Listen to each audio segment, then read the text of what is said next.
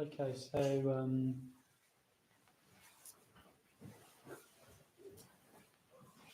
so this evening we're going to be exploring what Artist is giving me a title of, which is called, the title of the talk is, Who Am I? Who am I? And so we're gonna, that's the theme of the evening, who am I? Not me, personally, we ask ourselves that. But we're going to start off by doing a short period of meditation. Okay, very good. So thank you, City, for the introduction. And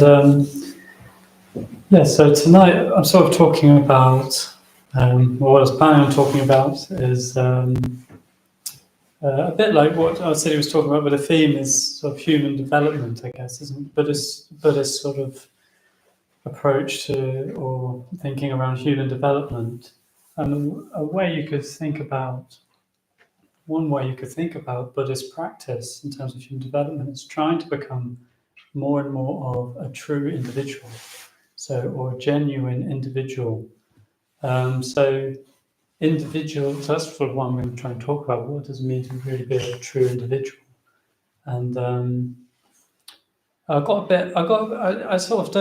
quite like the word really. I remember like coming across this sort of terminology and I found it very helpful at the time, but I think more and more so individual or being individualistic takes on a bit more of a negative connotation or something. So, sort of, I don't know, lots of, nowadays I feel like so much like in the zeitgeist that that you can kind of do everything on your own. That you can kind of do everything from the comfort of your home. I feel like life's become quite utilitarian, with, I don't know, if you want to do something, if you want to learn about Buddhism, you could go to a Buddhist center and meet a community and meet teachers and people who practice it. Or you could watch a 5-minute video on YouTube and do it yourself. It's sort of become a bit more, we can sort of do it DIY, we can do everything ourselves in a way. And that's not the sort of individualism I'm going to be trying talking about. But I do get a bit, because of that, I get a bit foggy in my head about what does being an individual. It's not quite this. I kind of know what it is, but so when I get a bit foggy, or with anything with the Dharma, whether it's I'm stuck in some sort of meditation rut, or my mind's melting reading some wacky Mahayana thing, which I don't quite know what I'm thinking about. I always just go back to sort of the core. I sort of go back to the root, which is the three jewels. I always go back to the three jewels. So if I get a bit lost, go back to the three jewels. Are people familiar with what I mean by the three jewels? Or is that new terminology to people? So I'll just explain it quickly. So three jewels in Buddhism are effectively the three sort of most precious things to a Buddhist. And any tradition you come across, and whether it's a Zen tradition, Tibetan tradition, at the heart of all these traditions, which sort of links all these different traditions of Buddhism together, are these three jewels. And you can see them on these cases. These look a bit like blobs, I guess. And so you've got one that represents the Buddha jewel, which is sort of, the historical Buddha who sort of was the first person to sort of gain enlightenment. So it could be the historical Buddha, but it also represents our sort of human potential, the potential that every human holds to gain enlightenment. The Dharma, which could be the Buddha's teaching, or any teaching which helps lead to that sort of enlightened mind. And then the jewel that I want to sort of focus more on is the Sangha. So the Sangha jewel. So I was thinking, where does being a true individual fit with three jewels? And for me, it was the Sangha, which is the spiritual community. Yeah. So spiritual community is actually means a very particular thing. And there's lots of different communities. Actually, I think it's can be quite hard to find community these days. Actually, I think less and less. I think with this, like I say, this more sort of individualistic sort of approach in life, or um, sort of argument in life, I guess. It's like more and more is just finding it hard. You have to sort of argue more for the importance of community, and finding a sort of community to sort of be with or something.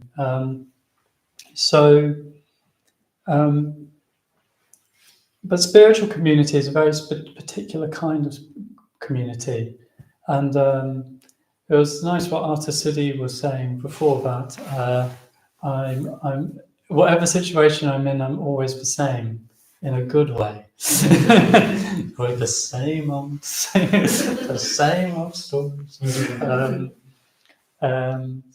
Same old jokes. There's always a good one. So. But it's not entirely true, and I don't think it's true for any of us really. I was playing football on Wednesday night, played for his football team, and whenever I go to play football, I notice when I get there that my voice goes a bit lower, and I sort of go, "You're right, boys," and I start talking like this, which is not my normal speaking voice. I'm like, "Well, that's very interesting. I seem to have gone down about a third or a fourth in pitch," and perhaps that's like a sort of slightly light way of putting it, but what the groups that we surround ourselves in, the sort of people that we surround ourselves with, we sort of mold or shape how we are. Bhante Sangharakshita, who's the founder of this tradition, sort of had these different terms. So he's had the group, the individual, and the spiritual community. So by the group, sort of meant a bit like that. Like we all have these groups, so groups can be positive and good. Not knocking groups. It's actually very important to have it. I find playing for my football team very important. I sort of like real camaraderie, real friendship. I've been playing football with some of them since we were like 10, and we're still playing, and it's really important to me, and those friendships. But on the other hand, sometimes, but I can sort of take on the attitude of that group. It has a certain attitude, and sometimes not a very wholesome one. For instance, I don't know, has anyone ever had it when you're sort of in with a group of people, and perhaps you're like laughing around, and then suddenly the joking becomes a bit mean or something, or a bit cruel. But in the moment, you kind of laugh along with it, and then later you're a bit like, actually, I didn't really like that. But in the moment, you kind of just go along with what's going on. Another example of a group might be like, say, classic ones like your family. You can be, you can have your life, your career. In some ways, you could be some big high flying career, and then as soon as you go back to family, you are someone's son or something, and you need your laundry done or something like that, sort of put back in your place.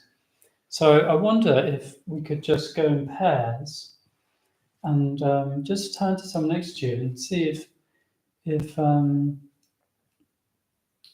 resonates. Is this resonating with people?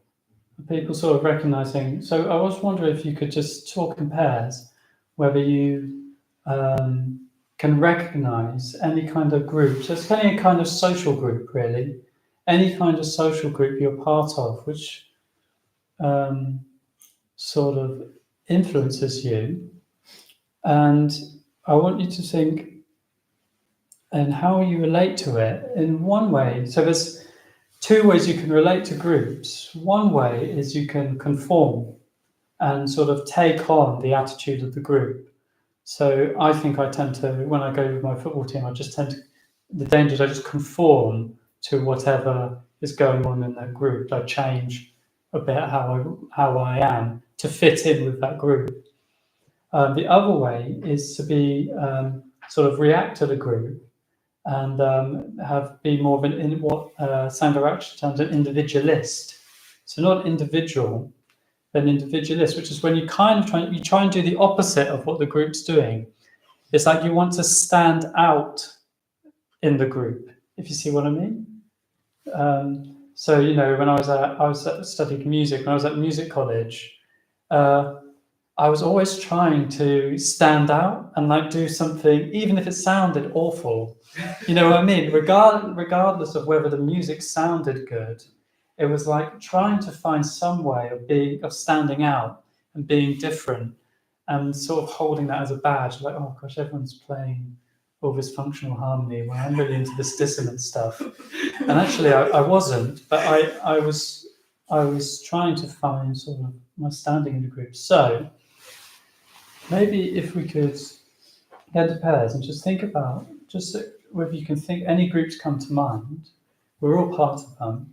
And then perhaps you could think about whether you think you sort of conform more, have a tendency to conform more, or a tendency to sort of try and stand out more, be a bit more of an individualist. So an individualist is different from an individual, because an individualist, you're still what you're doing is still determined by the group. Do you see what I mean? Anyway, so let's go into pairs and do that. Okay. So just okay. So could someone share, or just start us off? I'm interested in so could you think of a group that resonate, the idea of a group, and whether you were. We were talking about time capsules, just a group from a particular point in your life where when you all meet up together, you're kind of dragged back. Oh yeah. 5 or 10 or 30 years. Yeah. Yeah. And what did you find? What about that? It's it's you all lean into it a little bit because it's comforting. Yeah.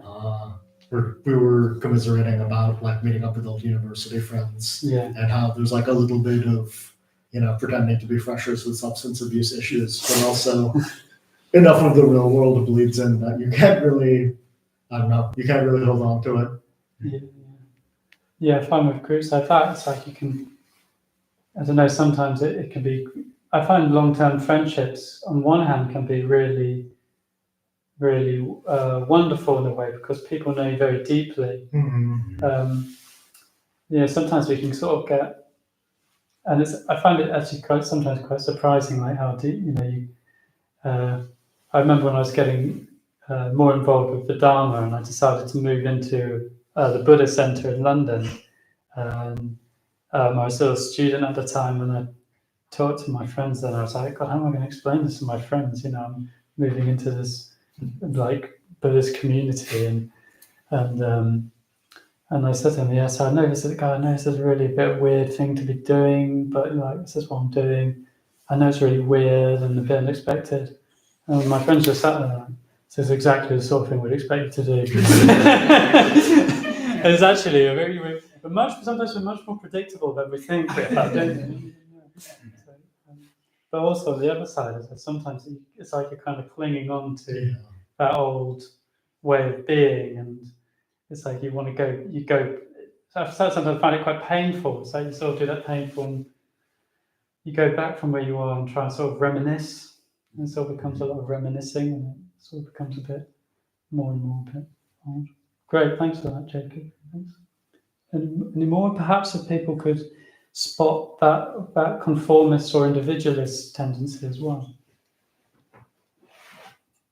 That my personal experience happened to me. I used to have a group of friends. For some reasons, it's not my group of friends anymore. And I see how I was conforming, like going into a bit of these mean jokes about other members of the group. It seems it's harmless, but at the end it's not. So now I was saying, once I was in the group, maybe I did notice, but I didn't want it to notice. Once I was out of the group, it was so clear, and I feel like awful about it, right? Yeah, it's so right. Yeah, and thanks for sharing that. That's great. It's a really good example, and I'm sure it's one that probably all of us can relate to. We do need groups, and I'm sure there might even be positive aspects to each group, and but also we take on all of it, don't we? And we sort of swim in it in a way. We swim in these sort of attitudes, views, opinions. We sort of take on all of those from the group, and we sort of swim in it. And actually, it's only when we take a step back we think, was that actually my own? No, was that actually my own sort of view or opinion? Okay, great. So,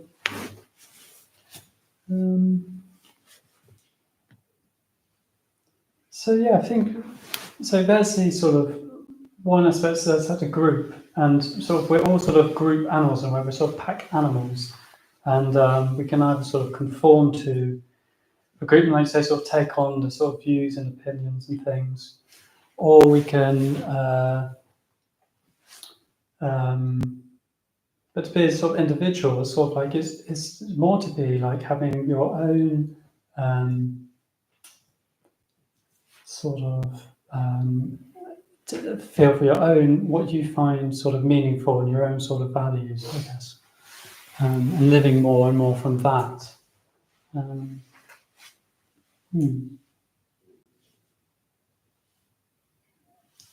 Okay, I'm going to bring in one more thing before we have a tea break, and that is to talk about a friend of mine. So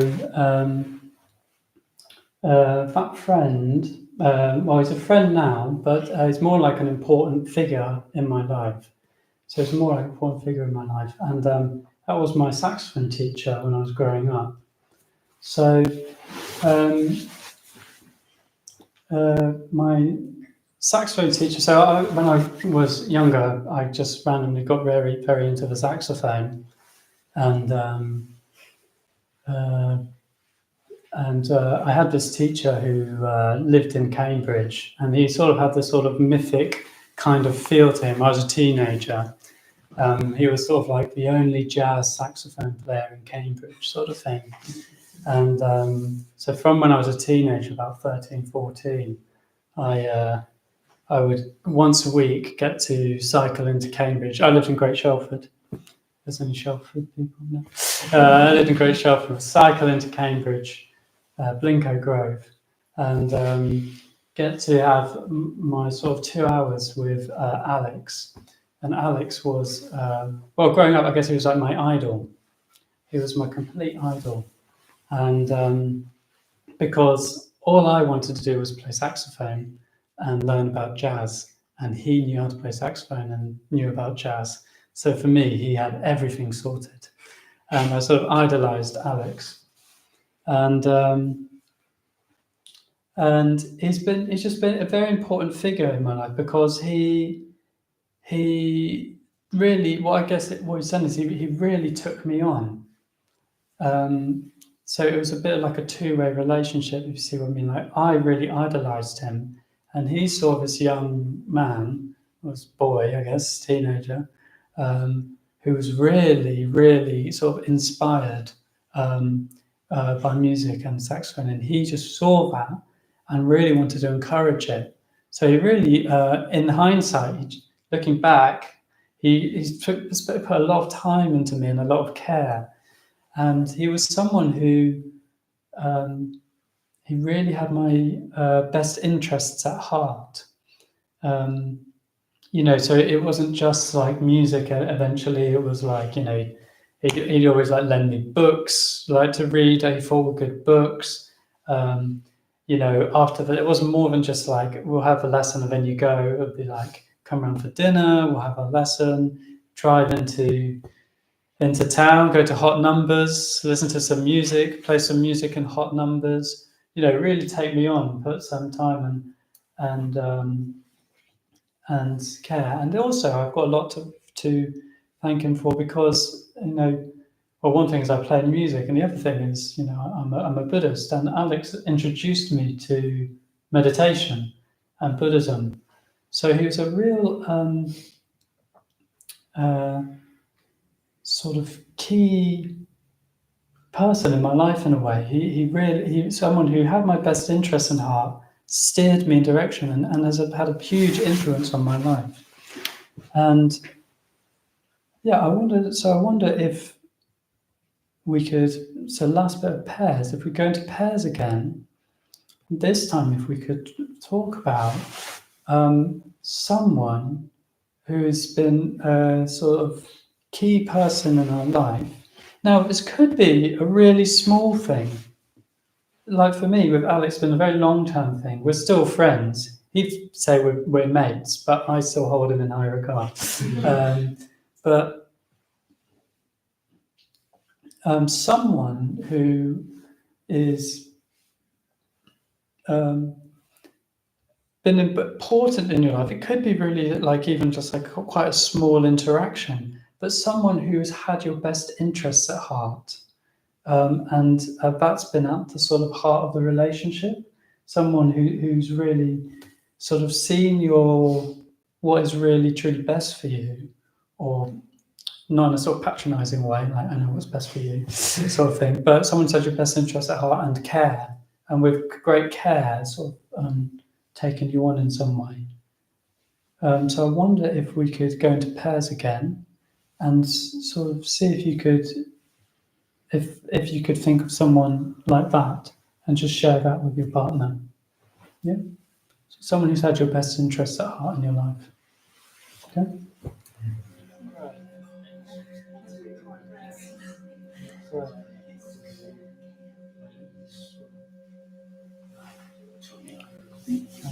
Okay. Would anyone up for sharing who they thought about? Because actually, I've really loved talking about Alex, and maybe and it's just nice to hear.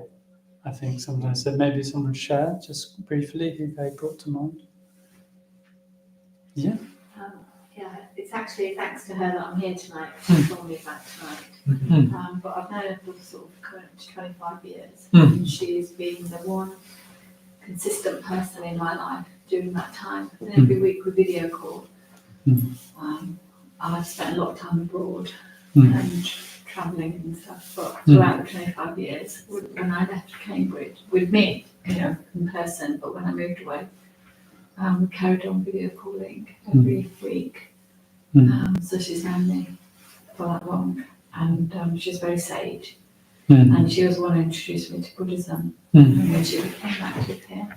And then she talked about the event tonight, and she's just I have a very chaotic life, lots of changes, and she's been the one level person throughout that time, more so than my own family. Yeah. And I know she's always there for me. Yeah. Well, thank you. She's got my best interests at heart. Yeah. Thank you. That's great. Thank you. Hey, one more. Yeah. You know him very well. You live with him. His name's Maitri Pandu. He was the first person I ever met within the Buddhist context. And he challenges me every time I see him. He questions my life choices. He questions me in general. And I appreciate it every time because I know it comes from a place of love. And I want for me to become the best version of myself I possibly can. And he does that every day for so many people. He definitely does it for you. Yes. So yeah, I very much appreciate his guidance. Yeah. That's great. That's a great example. Thanks both of you. And it's sort of like there's just really lovely, clear examples of like struck by the sort of like the length of time and also the time, the distance between your friend and the Zoom calls. So much. Sort of like the time given and also like and yeah, with Maitreya Bandhu, you know, it's a risk, isn't it, to challenge someone, right? Or to point something out to someone that they're doing which isn't in your best interests. It's much easier to let that go, right? And and sort of just drift and let other people drift away from them. But so to bring that up at the time, I'm sure it's can be a bit like, well, I know it can be because I live with him, and I live in the spiritual community. But like you say, you know that they've got your best interests at heart, and that's what really comes across. And afterwards, you can have a real feeling of gratitude.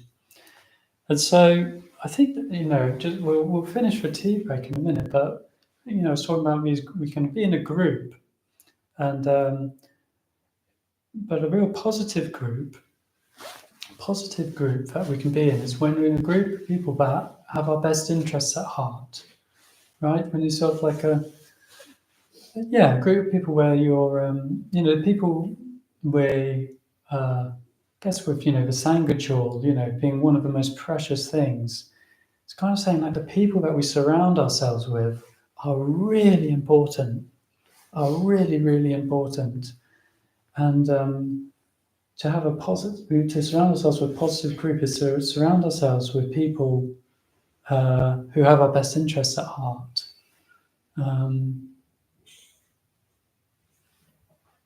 Yeah. Okay. So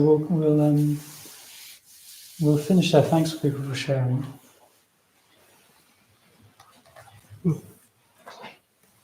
Okay. Welcome back.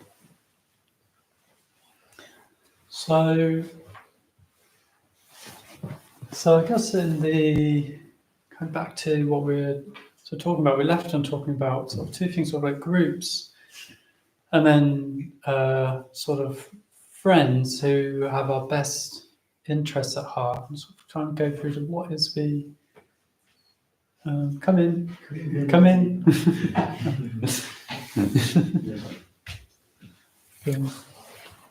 And you know, we're starting off with that question about human development. I guess that's the theme of the challenge, and how that could look like. How do we become more and more of an individual? And I guess to be more and more of an individual, I think that what I really mean is how do I live more and more in line with my deepest values? What I find sort of most valuable, you know, what I really believe in, and how do I really want to be in the world? How do I really want to act in the world? I was struck. I think I might be slightly misquoting this, but it's roughly about this. And sometimes I think what you can, you know, how we want to be in the world, really, because we can sort of get lost in the day to day. Normally, day to day, you're kind of trying to fit in as, you know, how can I maximize my schedule, rather than how do I really want to live. And the way to really think about what do I really value is putting it into sort of the light of death. You know, actually, there's this. I think it's a nurse. I might be misquoting this, but she worked in end of life care, and she had a lot of conversations with people on their deathbed, and she would talk to them about sort of, you know, if they had any regrets or things like that. And I think I can remember two things that were really common. Well, one was that I wish I'd been more kind. I think that was one of them. I wish I'd been more kind, and I wish I hadn't cared so much about what people thought about me. And I think that really, those two things really highlight. I don't think it means care in a like sort of dismissive way. I think it highlights these two things of, you know, trying to live more from one's values and what we find valuable and sort of what's true to ourselves, and not going along with the group that we happen to find ourselves in, conforming to whatever the group's opinions are, whatever the group's views are, or ways of being in the world are. I think it highlights those two things really strongly for me. And I think what I wanted to bring in Alex, or a sort of friend, people who have our best interest at heart, is because I think if you really want to try and grow like that, really sort of develop as a genuine individual, grow as a Buddhist, or along the Buddhist path, grow as a person, I guess. I think we really need friendship like that. We really need friendship where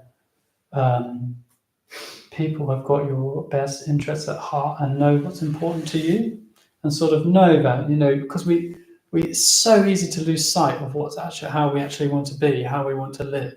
Like I was saying, even this was on Wednesday night, I was definitely talking. I know it's a slight thing, but I was definitely changing how I was to fit in with my surroundings, with the people around me, to fit in. It's so easy to lose sight of what we value, which is why I think spiritual friendship, well, putting in that term, friendship where the people who have our best interests at heart and know us really deeply is invaluable. And in fact, if you really want to make spiritual progress and grow more and more to become more of a genuine individual, or develop into just a more human, I guess, then you really need spiritual friendship. Keep saying spiritual friendship. I guess the word for this kind of friendship I'm talking about is Kalyana Mitrata, which can be sort of translated as spiritual friend or auspicious friend. And the Sangha, so different to a group, Sangha would be, a sort of a spiritual community, a sort of network of spiritual friends in this way. People who really know one another deeply and have their best interests at heart. I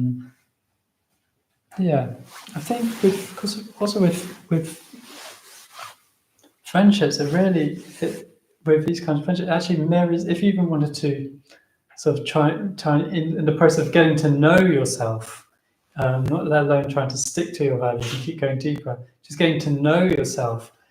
Friendship is completely sort of vital, because it's often in friendship that who you actually are gets mirrored back to you. I sort of say I used to have this sort of, I sort of quite used to identify a lot, like take a lot of my own identity with playing football. And I sort of picked up that identity of who I was and what I was like from that group that I used to spend lots of time with. And, I kind of sort of had that idea of myself in the head. I had this idea that I was like really sporty kind of guy. And like, I'd even like sort of change I remember buying a whole wardrobe of white socks, because then I'd just be walking around, but I'd always have white socks on. People like, oh, he must be very sporty because he only ever wears white socks. I don't know. I just thought, I sort of grabbed that identity, and I kind of thought people thought that of me. But then it's only with spiritual friendship, people think, I don't think anyone really thinks of you as very sporty, Maitri Kumara. I kind of think, in my head, it was like people thought Maitri Kumara in football, and I quite liked that. But I don't think people really thought that. And it's only in close friendship how you actually come across to people, how people see you. You actually get to know that. Which is actually quite painful at times. You can only sort of really manage so much of getting reflected back how people actually see you. But so much of it is just an idea that of ourselves, probably dependent on like what circles we surround ourselves in. We have an idea of ourselves, and that's what we think we're putting out there. It's only in the context of spiritual friendship. So it's sort of like friendship where people know you deeply. A bit like what Julia was saying, someone who spent a lot of time with you, puts time into you. And you can only really get to know someone deeply just with time. It just takes time. And knows you deeply and has your best interests at heart and knows what you value. And then they can reflect back to you. I think you're coming across slightly differently to how you think you're. So to make real spiritual progress, to make real progress in the spiritual life, to really make progress as part of human development, human growth, you need spiritual community, you need Sangha, because also the Dharma is so particular or rather people are so individual, rather people are so particular. And you need to really learn the Dharma, to really practice deeply. You need to have people, you need to do that in communication with people who know you well and actually know what a good next step for you is. Like I was saying before, we're so quite utilitarian now with a lot of things in life, and there's always it's always easier, the easier option, and seemingly easier, most simple option is going to be to stay at home and watch a Dharma talk at home.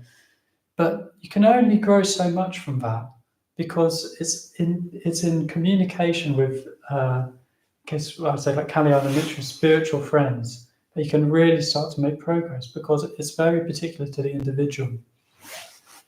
So we need Sangha, in other words, we need spiritual community to get to understand ourselves as individuals, get to know ourselves, and to make progress. Okay. So, but like I was saying, Sangha isn't just, we were talking about, people who stick out in our lives as having a big effect. Sangha isn't just one or two people like that. Like I was saying, it's like a network of this kind of friendship, network Kalyan Mitra, a network of people who know you deeply and have your best interests at heart, and sort of know what you value, share your values, and are willing to, like Luke was saying, to sometimes even point out in difficult situations, like when they think you're not living in your best interests. So Sangha is a whole network of that. And I think more, so in one sense, we need to find people who take us on in that way, people who take us on in a way that's so valuable. But also, I think a real question is, how do we become that kind of friend to others? One way of translating Sangha is or thinking about that, you could use Sangha just for community, like this local Buddhist center. We could call this a Sangha. And in a way, even if it's your first time here, you're taking part in that. Because you're creating this sort of social context for that. So how do we? Yes, it's great. We all get the benefits, but how do we become people who contribute to that community, to that network of friendship? How do we become someone who contributes to that? So, how much am I doing for time? Okay, I'm going to tell a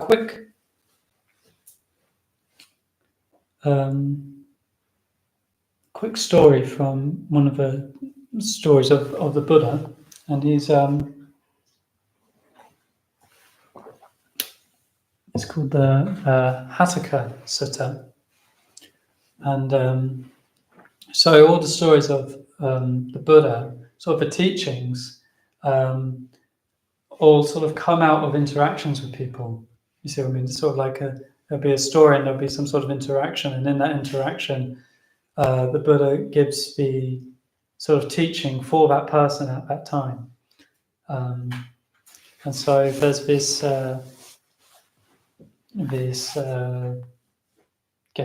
practitioner, this disciple of the Buddha called Hataka, and he finds out that, he hears that the Buddha is nearby and is meditating at a certain point under a tree, probably. So probably noise normally under a tree somewhere. So the Buddha is meditating under a tree somewhere, and this isn't the first time that Hataka has met the Buddha. And he's been given some teachings from the Buddha, and he's been practicing them. And Hataka is meditating and been practicing with a whole community of 500 other practitioners, this huge community. And he comes to the Buddha with these 500 sort of other practitioners, and the Buddha says, wow, it's fantastic that you've got such a large and thriving and positive sangha, a spiritual community, community of friendship. How have you managed that? How have you done that? And Hataka just says, I've been practicing what you told me. And so he sort of recounts what the Buddha called the four Sangrahavastu, which you can think of means of unification, these four ways of promoting unification and harmony. And so there's these four Sangrahavastu. So the first one is, I need to remember the order. The first one is dana, or thank you. Generosity. First one is dana, and what he says is what the Buddha has said to Hataka. Says, if I can make a connection with someone through giving, through generosity, I'll do it. Basically, if I can make a connection with someone, through generosity, then I'll do it. Okay. And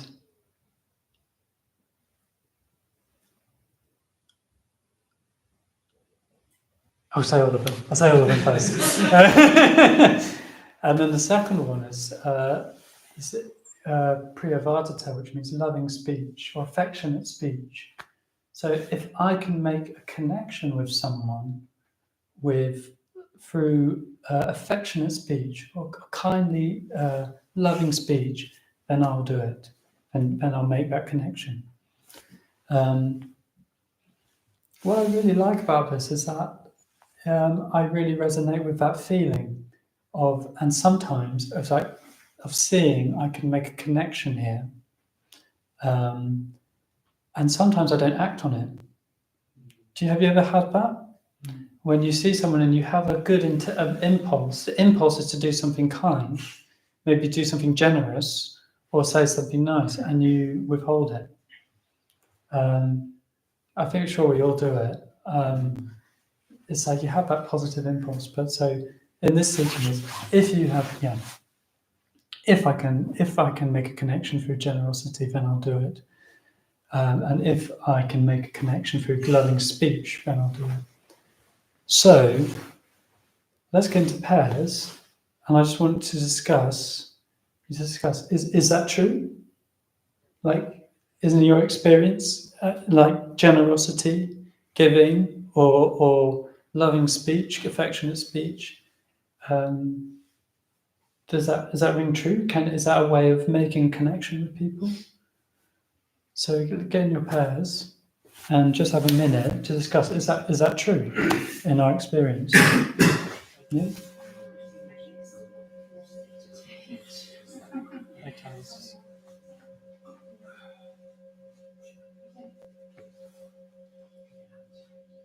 Maybe we'll just have someone share one or two. Or maybe like do people think of examples where they're like, oh yeah, that's they could see that as giving and loving speech as a way of creating connection. Maybe an example. I didn't really ask for examples, did I? I sort of said, "Is it true?" Did anyone think it wasn't true? Got an example. I was just saying, I live in a community where I know all of my neighbours, but a big reason for getting to know them when I first moved in was acts of generosity, where we have Slack as a way of communicating, which is a messaging app. And someone will post something like, "I need a lemon," or the other day, "I need some bubble wrap to wrap a 1 meter high dinosaur." I don't understand, but that was a good way to get to know people because something small. "Oh yeah, I can help with that," or if I needed help, I could put that out there. But it means that it was like a one-to-one, like you'd had an interaction that was different from making small talk and bumping into them kind of thing. Yeah, and that's good. It's also because it highlights the other person needing something, and actually, like to have the connection, the other person needs to receive it as well, don't they? And that, I don't know. I think maybe I think it's probably an English thing, but if I go into a house and someone says, "Do you want a drink?" It's like, "I know I'm fine." Just like, I don't. It's like I could be, parched. I could be dehydrated. I'll be like, "No, I'm fine. But it's like actually, it's someone offers something, just accepting it really helps to create the connection. So often our sort of dumb manners get in the way. Okay, great. So there's these two more of these means of unification. So generosity, loving speech, and then the third of these is beneficial activity, Arthacharya. Is that right? Again, the nod from Arthacharya. Beneficial activity, or Sangharakshita sort of calls this more like inspiration. So can you be sort of see it as like can you sort of inspire someone or and I don't think it means just in like I sort of think of it more like when you see someone's they can't quite get going, or like we all get ruts, like say with practice, like meditation practice. It's like we can get a bit stale, and it's like we're looking for something, and it's like I think some people who sort of inspire. It's like when they can see it's in there, and they can try and draw it out. Help draw it out of you. For some reason, my mind's going to loads of football metaphors, so apologies for that, but we're sticking with the theme. Sometimes you can really be not having a good game, and your head can be down, and it just takes someone like a leader, like a captain or something, to really pick you up and can pick you up, or a good manager sort of really picks up the players and says, like, look, you have got it in you. You've got it in you, and just trying to find inspiration. So if I can make a connection through inspiration, I guess, and beneficial activities of helping, in a spiritual context, inspiring bits of people on the path, I guess, keep up the practice, keep going deeper, then I will. And the last one is exemplification. So one way to inspire people is to be yourself in a state of inspiration, or to keep inspired. To be sort of inspired yourself. When you see someone who's really, sometimes. I remember my friends came back. My friend Sangadarin, as some of you might know, Sangadara, and then last year he was ordained. We were very good friends before, and he came back, and I was in a particularly low funk, particularly low mood, and he was glowing. He came back. He just come back from a 3-month retreat in the Spanish mountains, and he was glowing, and the sun was light was shining out of him. And I saw, I was meet up with him in a cafe, and I'm like this, and he was like, sort of Christ resurrected, and he did both those things. He was like, well, come on. He actually, what he did is like, come on, you're in this low funk, you need to do some exercise. One thing you can do is just do some exercise. And he took me to the gym. He dragged me to the gym. And then also just talking about his own practice and what was inspiring him. And, he was full of this inspiration from his retreat. And both those things, over a morning, he pulled me out of this thing. I was so grateful. What a good friend. I just realised, here's someone who's down. He's just not firing on all cylinders. I don't think I was firing on any cylinders at that time. And he managed to pull me out of it. He managed to find my spark again. One by just sort of knowing it was there and helping me pull it out, literally by dragging me to the gym, and then just sharing his own inspiration. Okay. So back in pairs. Yeah, we'll do this. That's good. Is that true? Is that a way of really connecting with people through inspiration, or can you relate to it? Have you experienced that?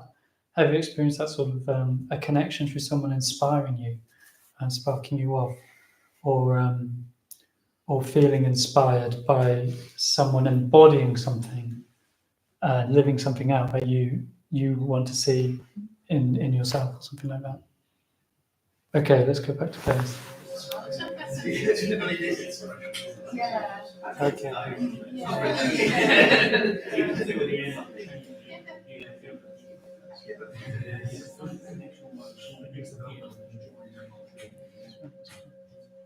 Okay. Is that true? Yes. What do people think? It's a tricky one. It's, Oh, I think, a lot more complicated than the previous two. I think the sense of idealizing other people or wanting to be a certain way can mean that you idealize something in them and you chase it, or you try to distort yourself in that way somehow. And other times when you actually see people embody that, when I say you, I'm saying from my experience, you feel a sense of inadequacy. It's like very profound inadequacy. When actually you see that they are embodying something which you seem to want. Right. Which is, I think, maybe like a separate thing to what we're discussing here exactly.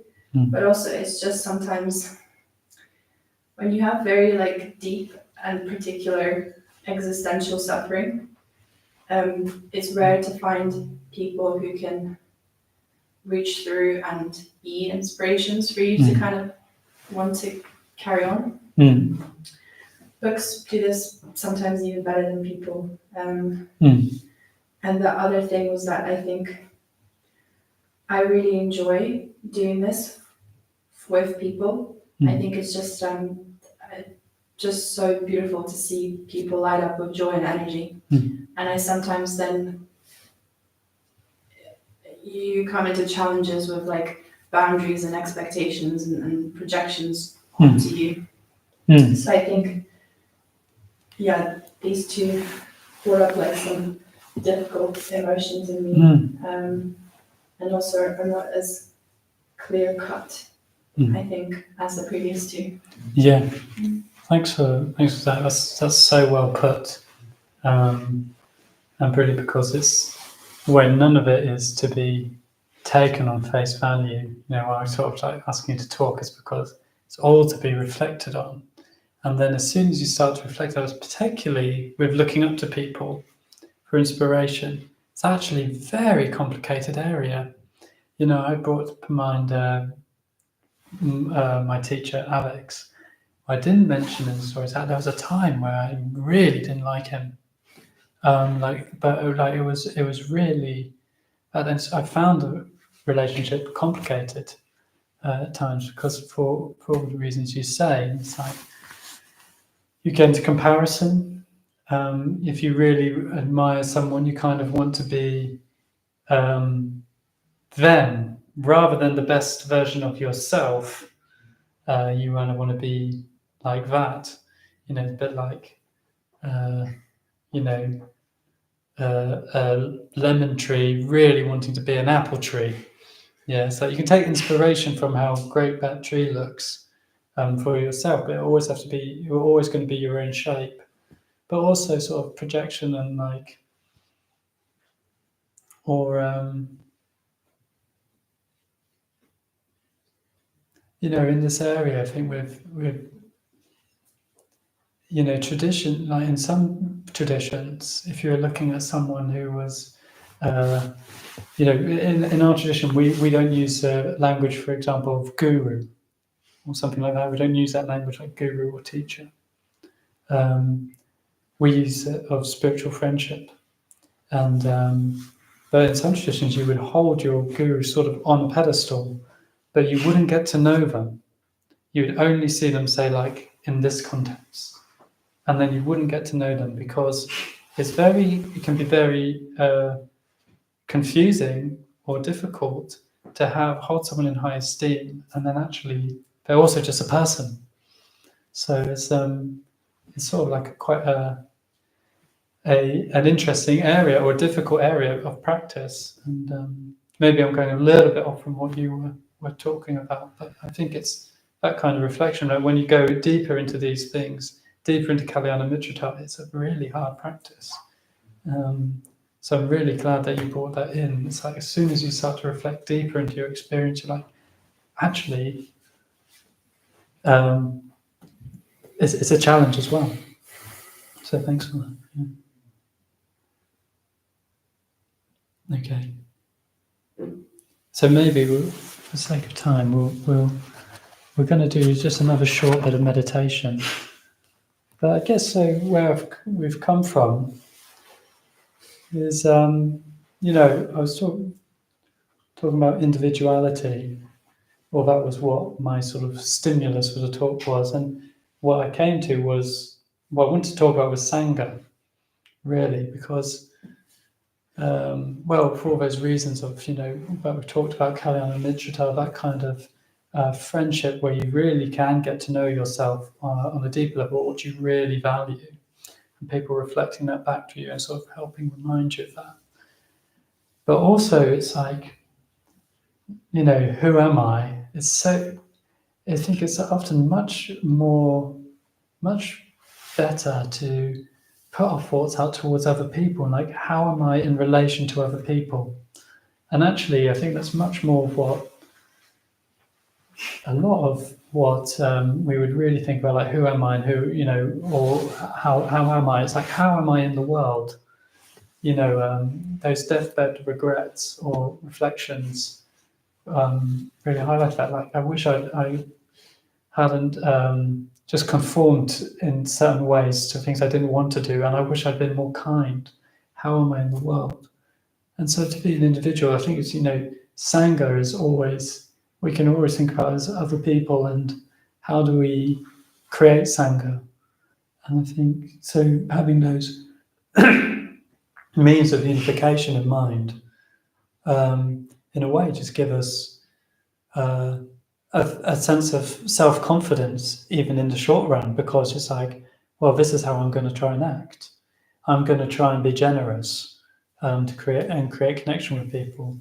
I'm going to try and speak and act more lovingly in a way that gives us a sense of self-confidence, because we know how we want to act in the world. And so we can all do that. We're all creating community. We're always creating those conditions. So rather than thinking like, how can I get those conditions? How can I help create them? Even if it's your first time in the centre, or you've been coming here for a long time,